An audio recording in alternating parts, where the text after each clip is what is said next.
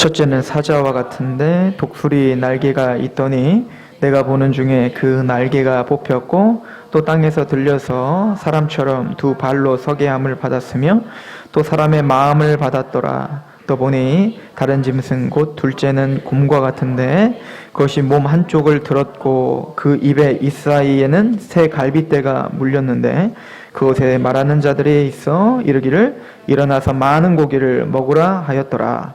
그 후에 내가 또 본즉 다른 짐승 곧 표범과 같은 것이 있는데 그 등에는 새 날개 넷이 있고 그 짐승에게 또 머리 넷이 있으며 권세를 받았더라.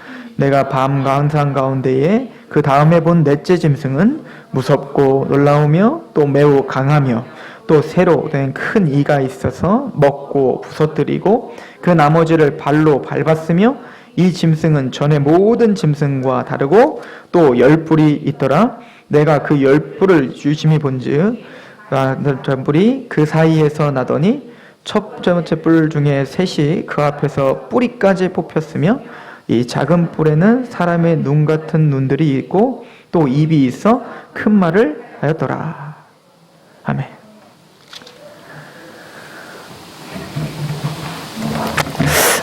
다니엘서 2장, 다니엘서 7장, 다니엘서 8장, 9장은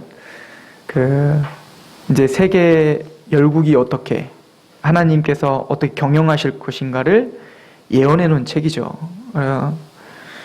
그래서 사실은 이것을 어떻게 해석하느냐에 따라 첨예한 종말론이 결정지어지는 거예요. 첫 번째 짐승, 두 번째 짐승, 세 번째 짐승까지는, 네 번째 짐승까지는 어느 나라다라고 하는 거는 모두가 다 동의를 합니다. 우리가 지금까지 반복적으로 상고했던 첫 번째 짐승은 바로 사자인 그 짐승은 바벨론.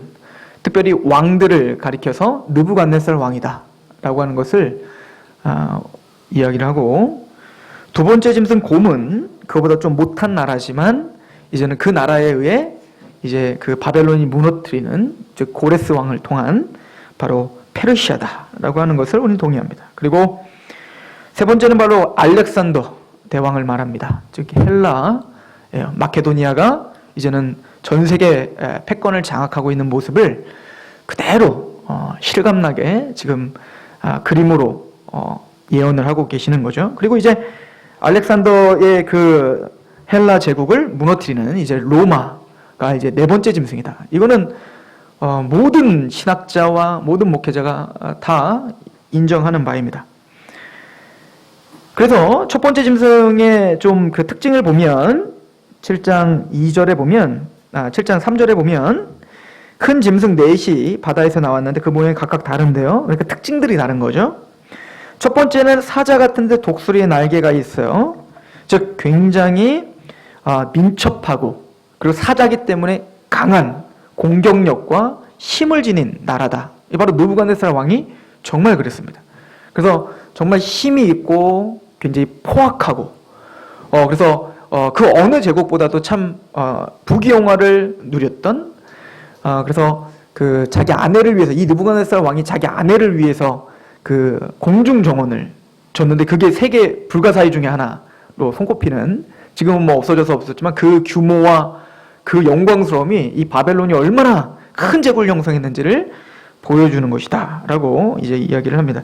근데 여기 보면 4절에 보면 내가 보는 중에 그 날개가 뽑혔어요. 그런데 그렇게 승승장구한, 느부갓네살 왕이 사실은 바벨론 제국의 같이 정점을 찍었던 왕인데 그 느부갓네살 왕이 날개가 뽑혀서 곤두박질 친 거예요. 그러니까 하나님께서 이것을 사실은 느부갓네살 왕에게 직접 그 꿈으로 보여줬죠.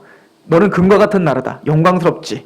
그런데 너보다 못한 은과 같은 나라 메데파사가 너를 부실 거야. 이걸 이미 예언을 했고요. 그래도 못 깨달으니까 어떻게 했어요? 느부갓네살 왕을 우리가 앞에서 상고했듯이 짐승이 되게 하죠. 소처럼 풀을 뜯게 함으로 이 세상에서 꼭 신처럼 추앙받았던 한 사람이 어떻게 인간 취급 이하로, 그러니까 짐승처럼 떨어지는지를, 한순간에 짐승처럼 떨어지는 그 모습을 통해 느부갓네살 왕에게 경고요, 어떻게 보면 그것은 느부갓네살 왕을 사랑하는 국률이었던 거죠.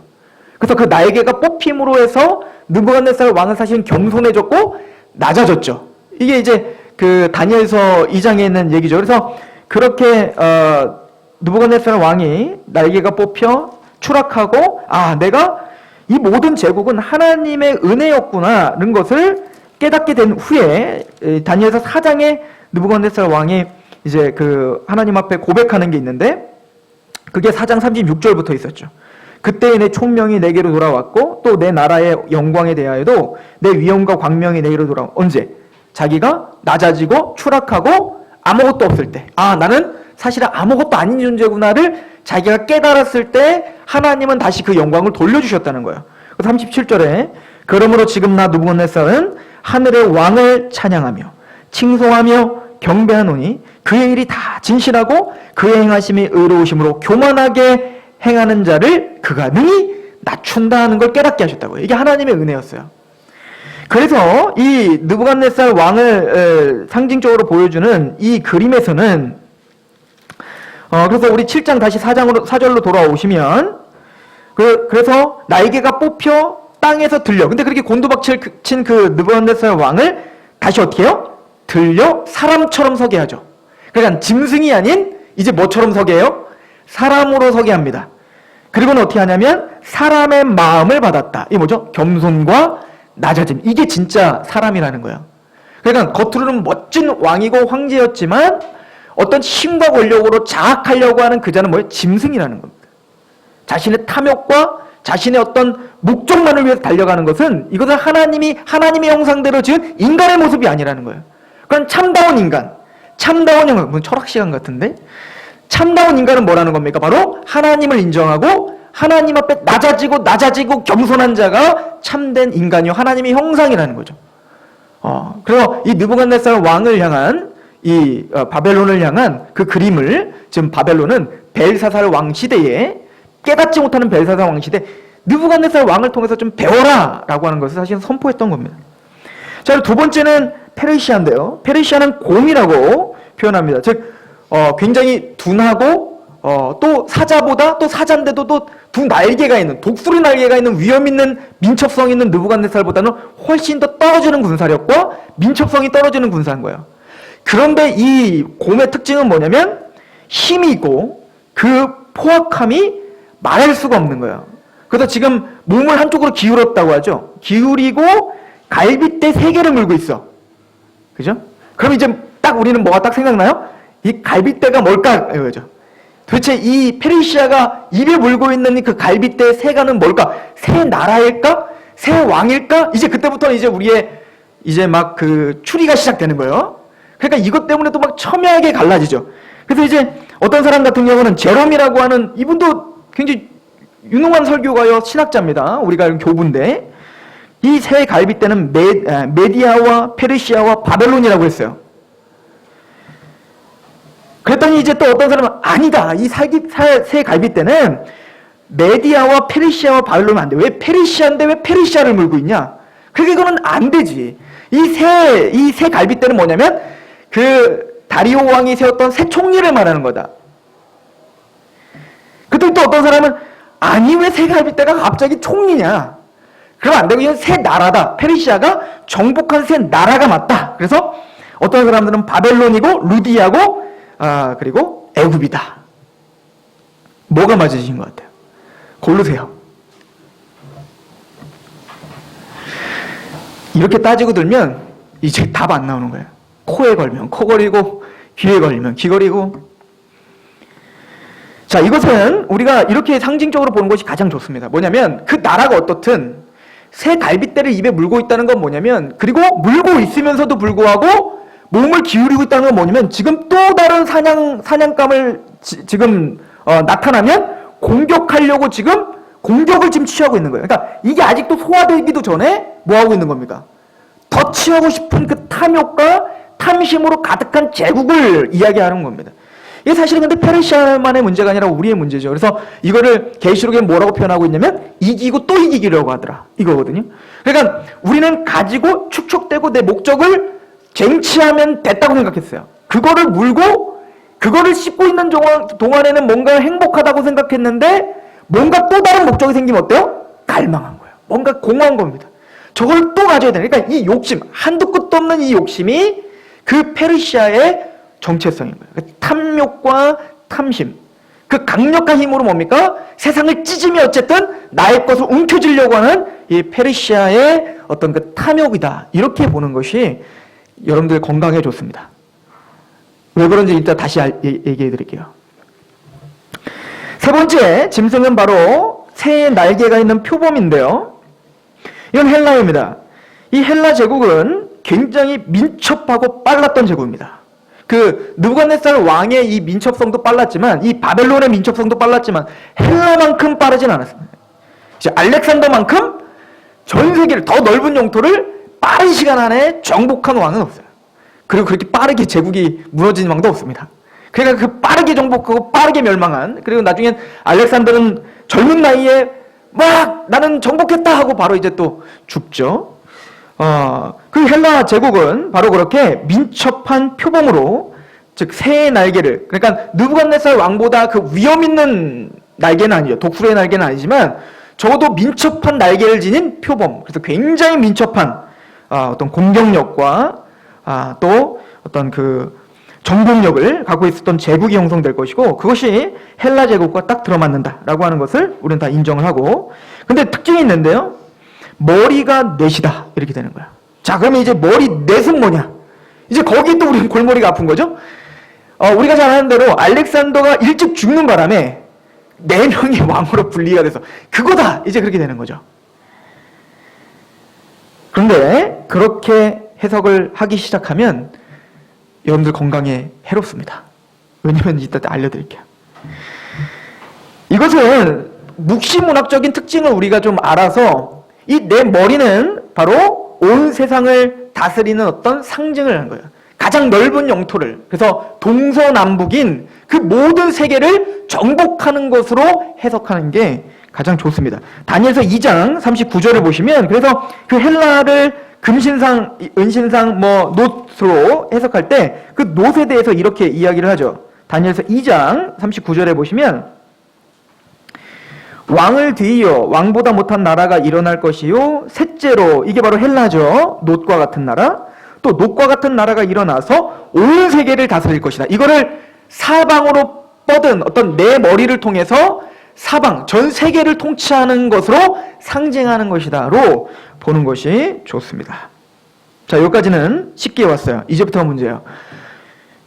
제가 이런 게 싫어가지고 문과에 왔는데 이게 막 계산해야 되고 막 숫자가 너무 많이 나가고, 그래도 감사한 게 있더라고요. 이게 다니엘서 2장에 심플하게 한번 나옵니다. 그죠? 새 제국이 나왔죠. 금과 같은 나라, 은과 같은 나라, 놋과 같은 나라, 철과 같은 나라. 그리고 진흙과 섞이고 10개로 막 발이 쪼개지고 막 이런 거. 그리고 마지막에 인자, 그죠? 그 하나님의 돌이 부셔버리더라. 그러니까 그 제국이 일어날 건데, 그 제국은 영원한 나라가 아니라 하나님의 돌, 반석이신 예수 그리스도의 나라가 부숴버릴 거야. 이렇게 심플하게 보여줍니다. 그리고는 7장에 있는 이 환상을 통해서 그것을 조금 더 디테일하게 우리가 설명해 주는 거예요. 점진적으로. 근데 이거를 제가 오늘 설교를 하려고 하다 보니 안 그래도 지금 졸려 죽겠는데 이거를 제가 자세하게 다 풀어버리면 엄청 졸리겠다 싶어서 걱정을 했는데, 다니엘이 얼마나 감사한지 이것을 오늘은 여기까지만 해. 그러면 8장, 9장에 그걸 좀 더 자세하게 이제 설명해줘요. 막 2300주야. 막 성전 밟히고, 그리고 70일에 막 이런 어려운 용어들이 막 나오는데, 그것이 무엇인지는 이제 다음 주로 패스를 해서 이제 우리가 하나님의 이 영원한 나라가 어떻게 세워질 것인지를 아주 점진적으로 우리가 바라볼 수 있게 해주셨다. 이렇게 보시며 감사하는 마음으로 보시기 바랍니다. 그럼에도 불구하고 어려워요. 근데 이 넷째 나라의 짐승은, 이거는 대단히 특징이 있습니다. 한번 보세요. 7절인데요. 7장 7절.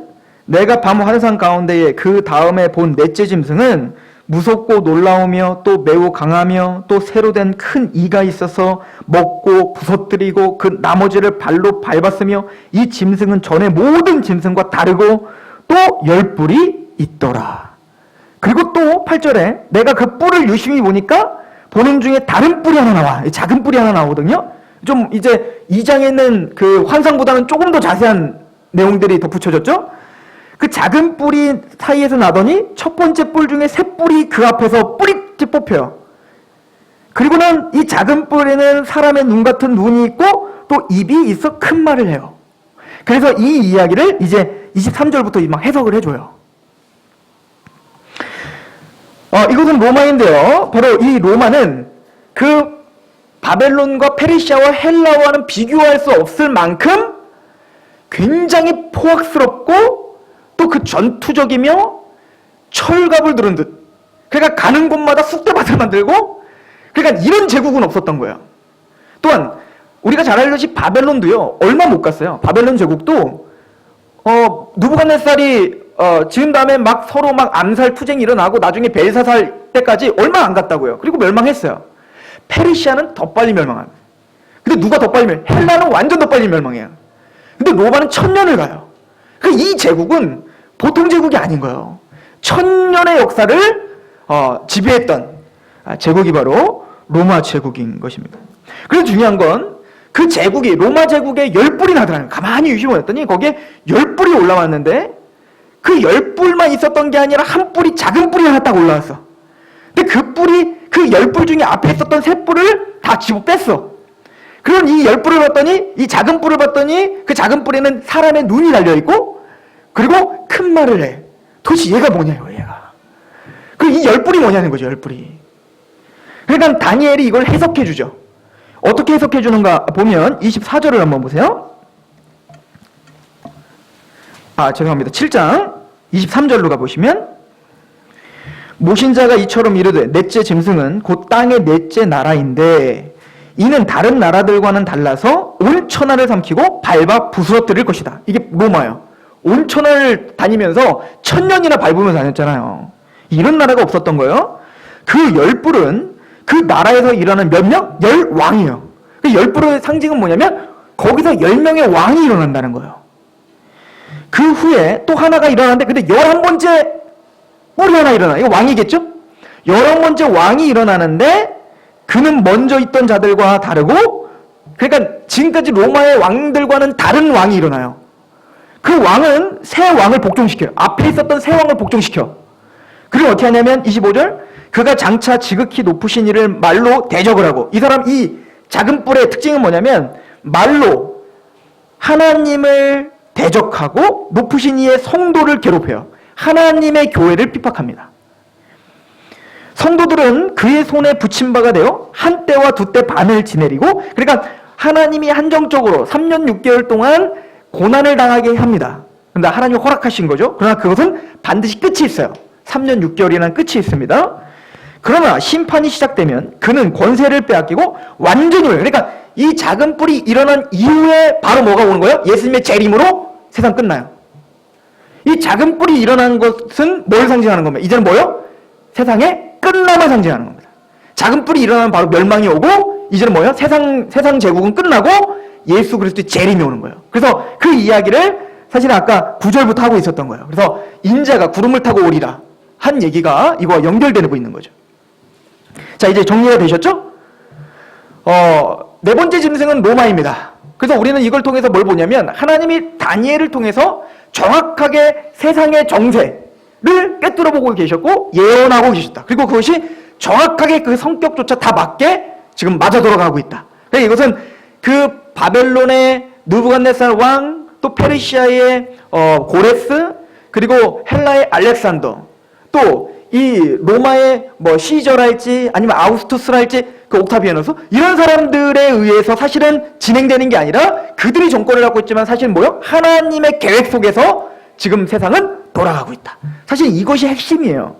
근데 문제는 이 10뿔과 마지막 작은 뿔이 올랐는데 예수님 재림하기 때문에 그러면 10뿔이 뭐고 그 작은 뿔이 무엇인가 해석을 해놔야 된단 말이에요. 왜냐면 그때가 재림이니까. 그래서 이제 막 이것 때문에 막 피 터지게 싸우는 거죠. 그러면 이 10뿔은 뭘까요? 저도 그래서 한번 계산해 봤어요. 그냥 평이하게 한번 생각해 본다면 로마의 10왕일 거 아니에요. 그러면 로마가 첫 번째 황제부터 시작해서 협업은 될 거 아니에요. 그죠? 그 11번째 황제가 누군지를 보면 될 거 아니에요. 그래서 제가 처음에 그렇게 했죠. 그래갖고 황제를 막 쉬어봤어. 황제를 샥 쉬어봤더니 11번째 왕이 누군가 딱 봤더니 도미티아누스인 거예요. 이 도미티아누스는 뭐냐면 황제 숭배를 강조했고, 그리고 대대적인 기독교 핍박, 네로 황제보다도 더 큰 핍박을 누가 했냐면 도미티안 황제가 했다고요. 그래서 딱 들어맞는 거야. 도미티안 황제다, 이렇게 생각을 했는데, 그럼 도미티안 황제가 일어나면 예수님 재림했어야 되는데 안 맞는 거야. 그래서 아닌가 보다, 제가 이제 그걸 포기했어요. 게다가 이게 또 문제가 뭐냐면, 황제가 누구로부터 시작되느냐에 따라서 그 황제가 틀려져. 예를 들어 우리가 잘 아는 대로 로마의 황제 첫 번째는 율리우스 카이사르라고 생각하잖아요. 그죠? 근데 카이사르는 사실 황제 칭호를 받지 않았어요. 집정관이었지. 그런데 그 황제 칭호를 처음으로 받은 사람이 누구냐? 옥타비아누스예요. 아우구스투스라고 하는. 그러니까 그 사람부터 쉬어야 되냐? 그러면 이 카이사르부터 쉬어야 되냐? 그래서 그 쉬었다 하더라도 11번째 왕인 뭐 도미티안이 됐든 뭐 나중에 뭐 네이바르가 됐든 누가 됐든, 그 사람이 됐든 누가 됐든 예수님 재림 안 했잖아. 그럼 이거 누굴까? 이렇게 되는 거죠. 종교개혁 시대 때는 뭐가 유행했냐면 이 작은 뿔은 바로 교황이다, 이것을 또 주장을 했다고요. 왜 그러냐면 로마의 왕권들이 일어나는 그 열왕 중에 한 작은 왕이 일어나는데 그 왕은 다른 왕들과 다른 거예요. 근데 이 교황이 뭐가 됐어요? 황제 칭호를 받는다고. 그래서 교황인 거예요. 그래서 어떻게 나중엔 그 교황이 세상 정권도 어떻게 해요? 다스리죠. 나중엔 그래서 그 황제가 막 굴욕도 당하고 그러잖아요. 그죠? 그게 뭐냐면 세상 정권도 교회 교황이 정권을 잡고, 그걸 우리 수익권이라고 하는데요. 그래서 바로 그 수익권, 교황의 그 수익권이 바로 이 작은 뿔이고, 그래서 이 적그리스도는 바로 교황이다, 이렇게 이야기를 하는 겁니다. 근데 예수님이 안 오셨어. 그래서 사실은 이것도 사실은 오늘날 개혁주의에서는 받아들이질 않습니다. 이렇게 얘기하는 사람은 없어요.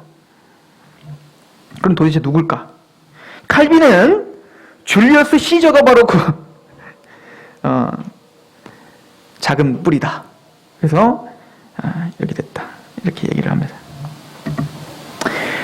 제가 이제 세대주의 이야기를 좀 해드릴 텐데요. 이게 왜 그러냐면 이제 8장 9장에 가서 제가 해석해드리면 더 이제 확연하게 드러나는데, 보통 이제 세대주의자들은 뭐라고 하냐면, 이제 특히 우리나라에서 가장 큰 교회 목사님이었던 분이 세대주의, 그분 때문에 아주 확산이 많이 됐는데, 그분이 뭐라고 이야기하셨었냐면 이 열뿔은 바로 EU 공동체다, 이렇게 얘기해버렸어요. 그 유럽. 그래서 어떻게 이야기했냐면 바로 이 로마는 멸망했지만 그 로마에 의해서 세워지는 나라들이 있는데 그게 10나라라는 거예요. 그래서 사실은 서방의 유럽이 사실은 로마와는 다른 나라지만 로마와는 또 뗄 수 없는 나라잖아요. 나중엔 또 로마가 멸망해도 신성 로마 제국이라고 해서 프랑크 왕국이랄지 뭐 이런 나라들이 다, 유럽에 있는 나라들이 자기들이 로마의 황제라고 이제 칭하며 중세를 계속 열었던 거 아니에요. 그러니까 로마와는 사실 떨어질 수 없는 나라가 바로 유럽이라고요.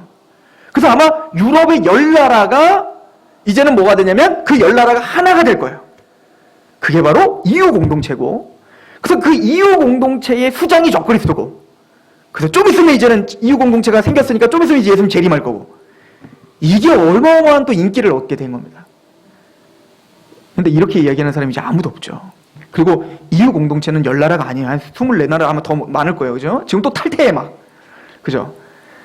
그러니까 사람들은 그런 걸 너무 좋아하는 거예요. 이 열뿔이 뭘까? 이 작은 뿔이 뭘까를 오늘날 우리가 살고 있는 시대로 계속 끼워 맞춰서, 이게 왜 재밌냐면 성경이 오늘 굉장히 역동적으로 우리에게 지금 얘기하는 것처럼 느껴지게 되고, 또 왠지 지금이 재림의 때인 것 같은 어떤 그 위기감과 그것을 통해서 사람들을 확 끌어당길 수가 있어요.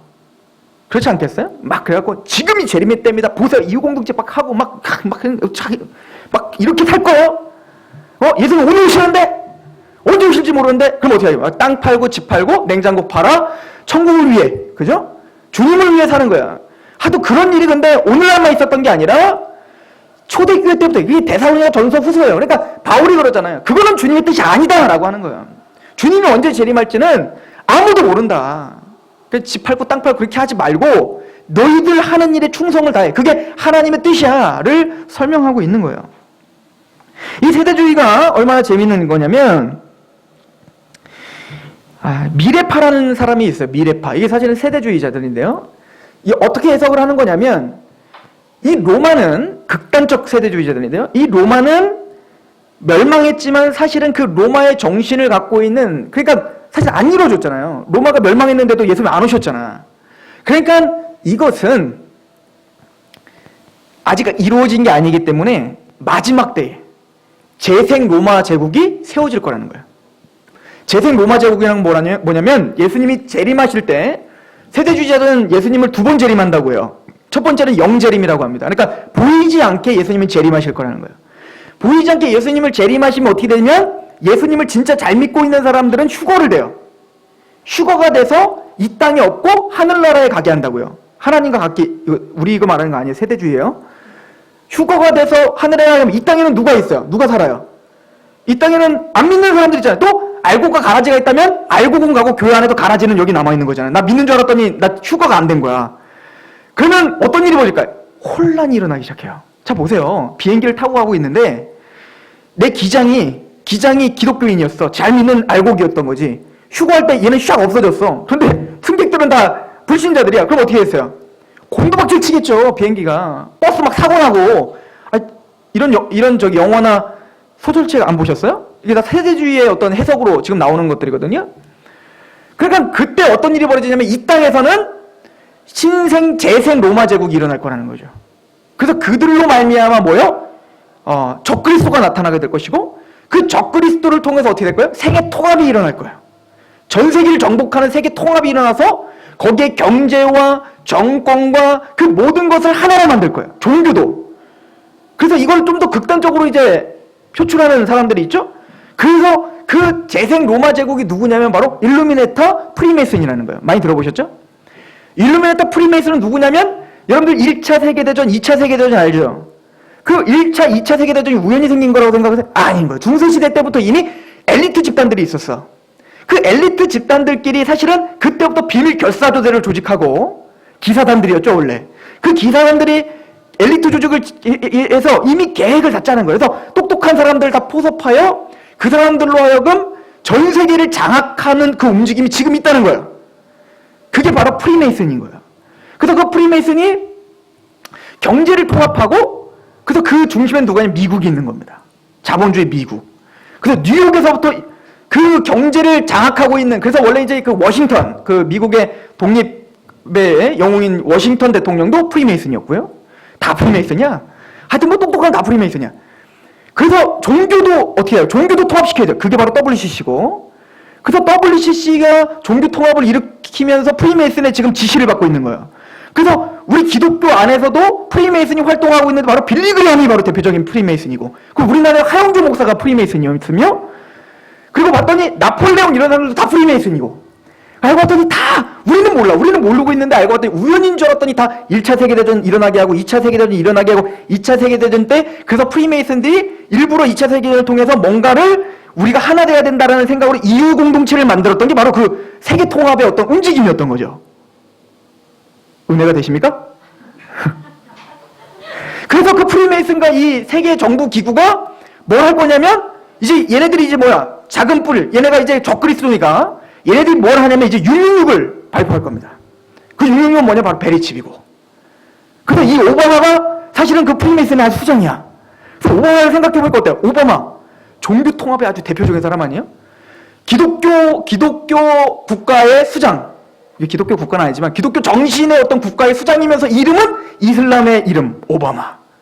그러면서 동성연애를 합법화시키기 시작하며 뭔가 종교를 통합시키며 뭔가 자유와 평화를 이야기하지만 그 가운데 결사제들을 조직하며 엘리트들의 집단을 만들어 마침내는 세계를 정복하고 참되게 예수님을 믿는 자들에게 베리칩을 안 받으면 이제 막 고난을 주고, 그래서 나중에 베리칩을 받은 사람은 그게 바로 666의 표고 그 사람은 본받지 못한 거고, 그 사람들은 666의 표를 받지 않는, 베리칩을 받지 않고 막 결사하는 사람들은 알곡이고 666의 표를 받은 우리는 다 가라지고.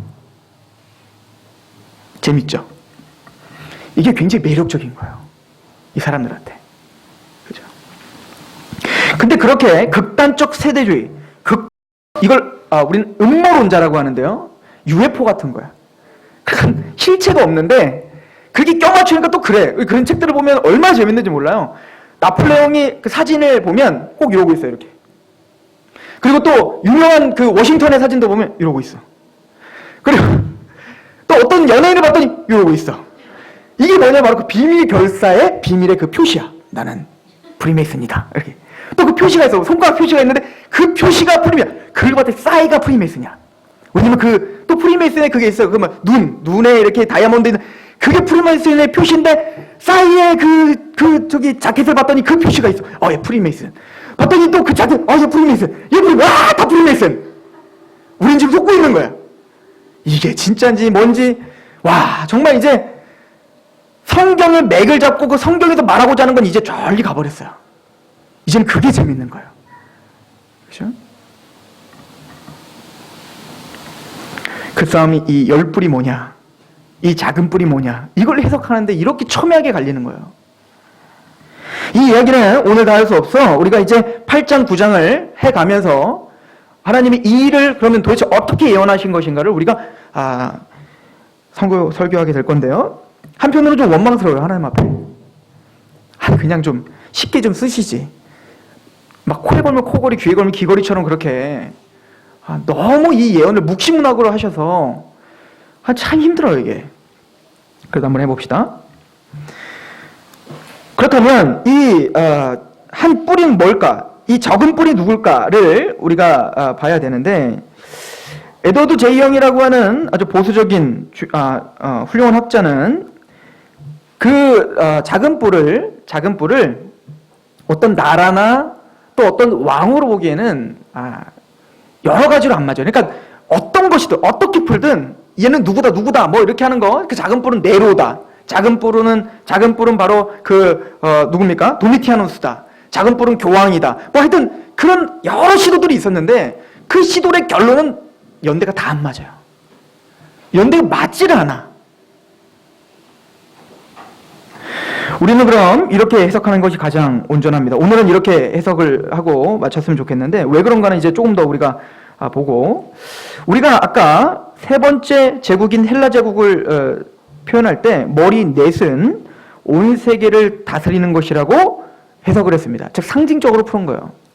그러므로 이 열 왕은, 이 열 뿔은 바로 권세를 상징하고 있는 겁니다. 권세. 즉 이 로마 제국을 비롯한 이 로마 제국을 추정하고 있는 그 세력들은 모두가 다 열 뿔을 갖고 있고 그 권세와 힘을 갖고 있다는 거예요. 그러니까 큰 권세를 갖고 있다는 거예요. 근데 그 중에 작은 뿔이 나오는데, 그 작은 뿔은 뭐예요? 작아요. 겉으로는 참 아무것도 아닌 것 같은데 그 작은 뿔은 뭡니까? 큰 권세를 갖고 있는 열 뿔을 앞에 13뿔을 어떻게 해요? 뽑아버리는 권세가 있어요. 그러니까 그 권세보다 훨씬 더 큰 권세를 갖고 있는 한 사람이 온다는 거예요. 이걸 우리는 뭐라고 표현하냐면 바로 데살로니가후서는 불법의 사람이라고 표현하고 있고, 요한일서, 요한이서에는 이를 적그리스도라고 이야기하고 있어요. 이걸 계시록 13장에 가면, 나중에 이것까지 다 찾아서 우리가 다 분석할 겁니다. 계시록 13장에 가면 이 제국에 나오는 열 뿔과 그 작은 뿔을 짐승이라 표현하고 있어요. 자, 우리 13장을 한번 가보세요. 계시록 13장.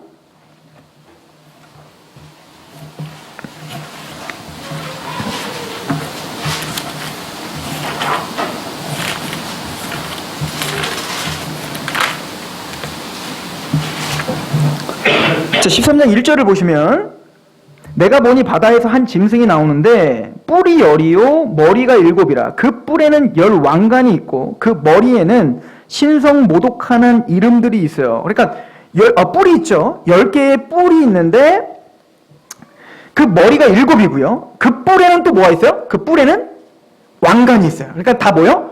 어떤 권세와 어떤 영화로움을 쓰고 있는 거죠. 영광과 권세를 짓고 있는 이 땅의 왕들이 일어난다는 얘기인 거예요.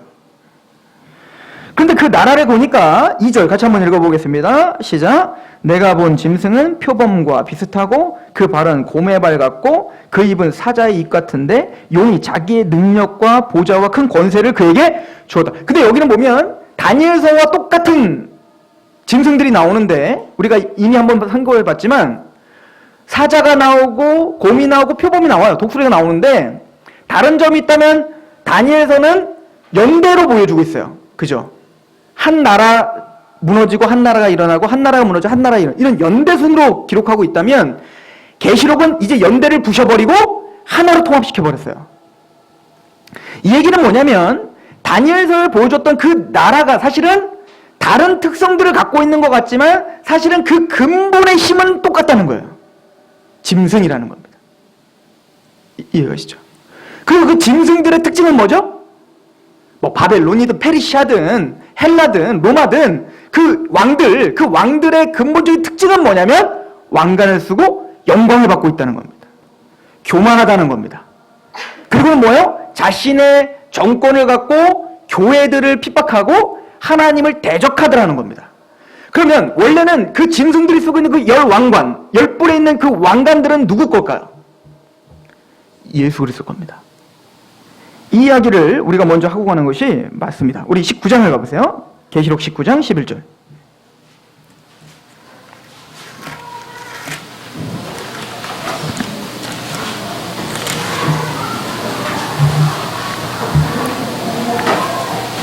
계시록 11장 19절.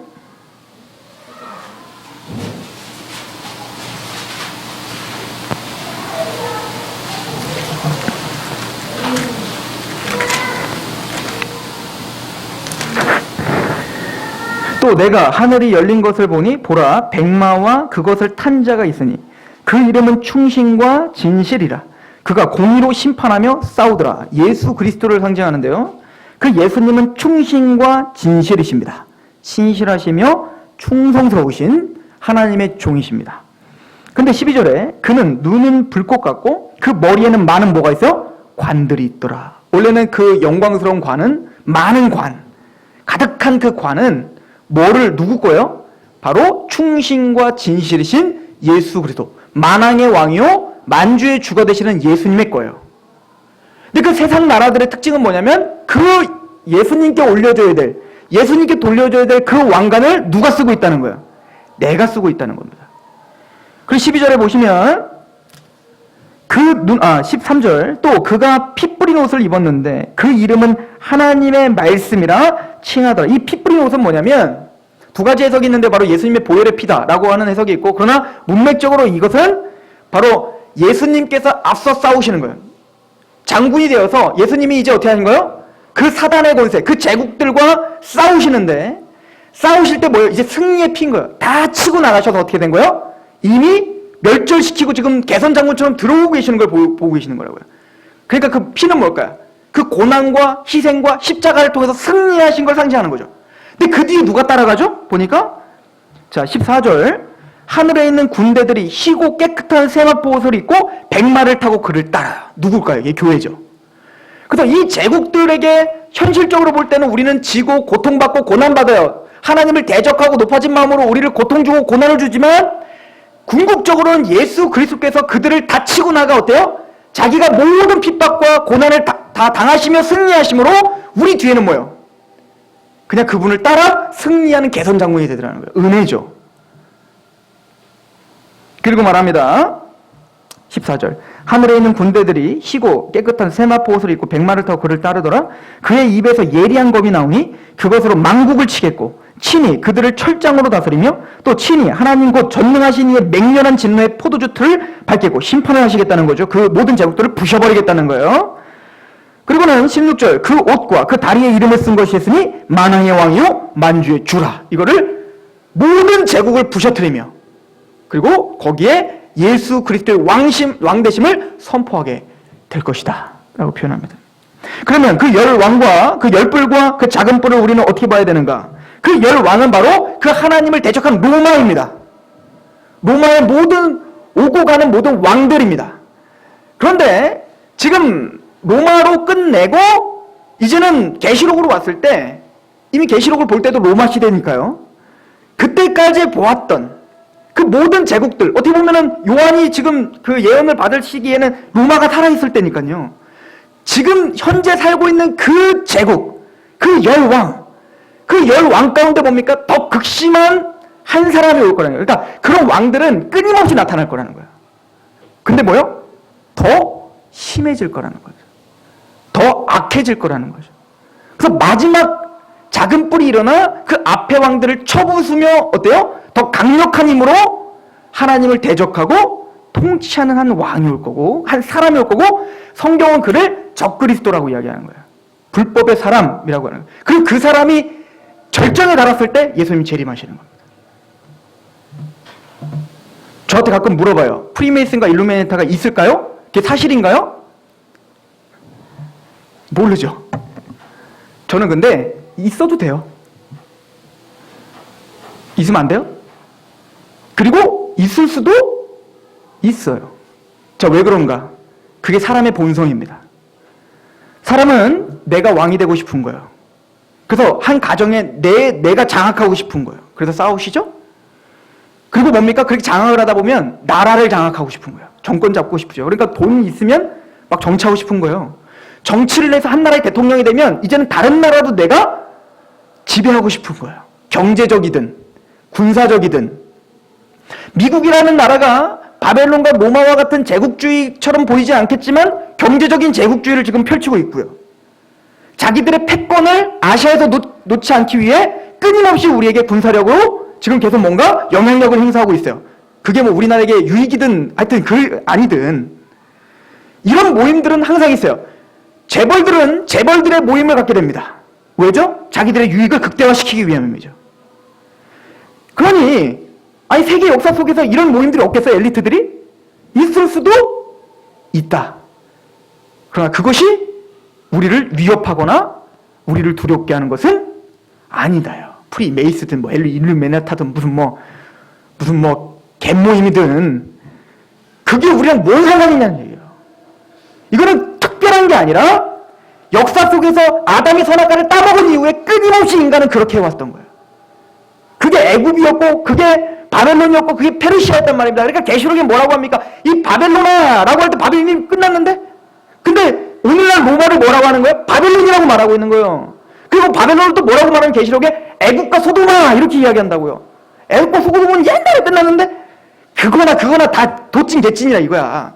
그러면 우리는 오늘도 불법의 사람이 있고 오늘도 뭐가 있어요? 적그리스도가 있고 오늘도 일루미네타든 뭐든 하나님을 대적하고자 하는 조직적인 움직임들은 사단이 지금도 장악하고 있다. 그리고 어쨌든 교회를 핍박하는데 두 가지로 핍박한다. 하나는 물리적인 정말 육체적인 핍박. 오늘날도 북한에서, 중국에서, 이슬람 IS를 통해서 IS, 그러니까 이슬람에 사는 사람들은 누가 적그리스도처럼 보이겠어요? IS가 적그리스도죠. 북한에 살고 있는 우리 동포들은 누가 적그리스도가 보이겠어요? 김일성과 김정은 적그리스도 아니겠어요? 지금 저기 중국이나 이런 데는 누가? 공산국가가. 그러니까 그 적그리스도는 이상한 게 아니라 초대교회 때부터 지금까지 있었다는 거죠. 우리 데살로니가 후서 2장을 봅시다.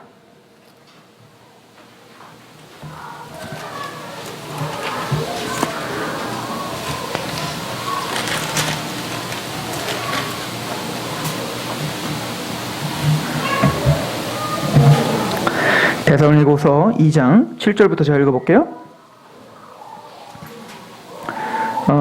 2장 3절부터 보겠습니다. 누가 어떻게 하여도 너희가 미혹되지 말라. 먼저 배교하는 일이 있고 저 불법의 사람 곧 멸망의 아들이 나타나기 전에는 그날이 이르지 아니하리라. 그러니까 예수님이 오시기 전에 그 불법의 사람이 일어난다는 거예요. 이거는 우리 정통 개혁주의 보수적인 분들 다 인정하는 바입니다. 적그리스도가 일어날 거라는 거예요. 근데 그 적그리스도는 누굴까? 7절 같이 한번 읽어봅시다. 시작. 불법의 비밀이 이미 활동하고 있어요. 마지막 때만 꼭 2015년도에만 활동하는 게 아니고 그 불법의 사람은 사도가 사역하고 있던 그때부터 불법의 사람이 있었다고 이미. 그게 네로처럼 보인 거고 그게 도미티안 황제였던 거고 그게 교황일 수도 있죠. 이걸 적그리스도라고 하는데요. 적그리스도 한번 봅시다. 요한 1서 2장을 가보세요. 요한 1서 2장.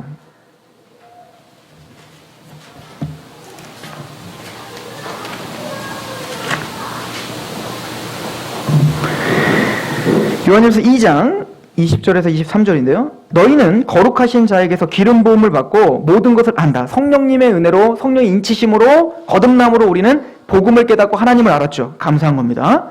21절, 내가 너희에게 쓰는 것은 너희가 진리를 알지 못하기 때문이 아니라 알기 때문이다. 또 모든 거짓은 진리에서 나지 않기 때문이라. 22절 같이 한번 읽어봅시다. 시작. 거짓말하는 자가 누구냐? 예수께서 그리스도이심을 부인하는 자가 아니냐? 아버지와 아들을 부인하는 그가 적그리스도다.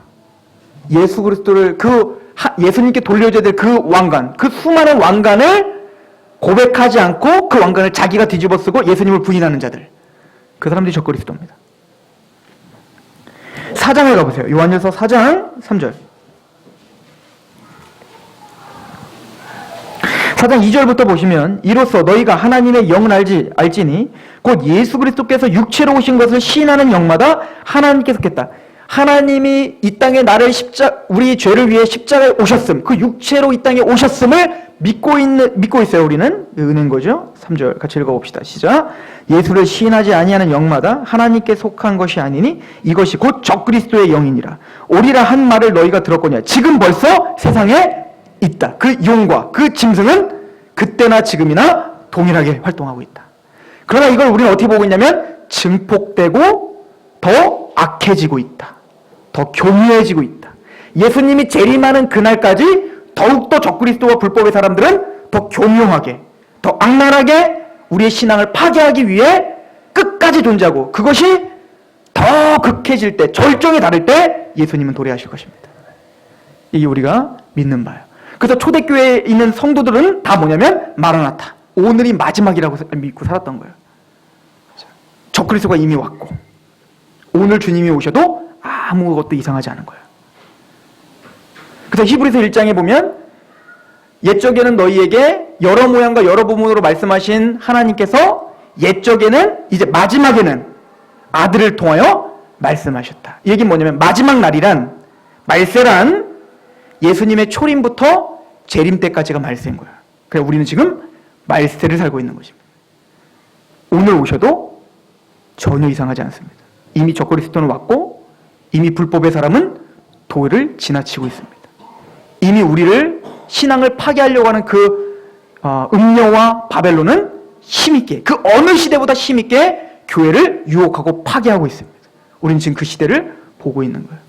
깨어 기도하며 하나님 앞에, 그 역사를 주관하신 하나님 앞에 우리에게 은혜를 주신 그 하나님께 예배를 드리는 남은 자들이 되시길 축원합니다. 기도하겠습니다. 하나님 아버지, 너무나 감사합니다. 예수님께서 이 땅에 오심으로 그 사단의 권세가 꺾였지만 여전히 그 용과 짐승은 우리의 신앙을 파괴하고 택하신 자들도 미혹하기 위해 우는 사자처럼 울부짖으며 그렇게 우리를 찾고 있습니다. 그래서 예수님 우리에게 전신갑주를 취하라 하셨고 깨어 있으라 하셨습니다. 주여, 우리에게 은혜를 베풀어 주시사 이 흘러가는 역사가 우연이 아니라 하나님의 모든 계획 속에서 움직이고 있으며 마침내는 예수 그리스도의 나라, 인자의 나라, 하나님의 나라가 승리할 것임을 믿고 그 나라 앞에 무릎 꿇고 회개하며 돌이키는 역사들이 이 교회를 통해서 있게 하시옵소서. 하나님, 그 나라의 시민권자로, 그 나라의 대사로 이 하나님의 나라를 선포하며 그 역사의 끝은 바로 하나님이 주권 가운데 있다. 그 십자가의 은혜 가운데 무릎 꿇지 않는다면 너희들은 철퇴로 무릎을 맞고 다 쓰러질 수밖에 없을 것이다 라고 하는 긴박한 복음을 전하는 교회요 성도가 되게 하옵소서. 예수 그리스도의 이름으로 감사하며 기도합니다. 아멘.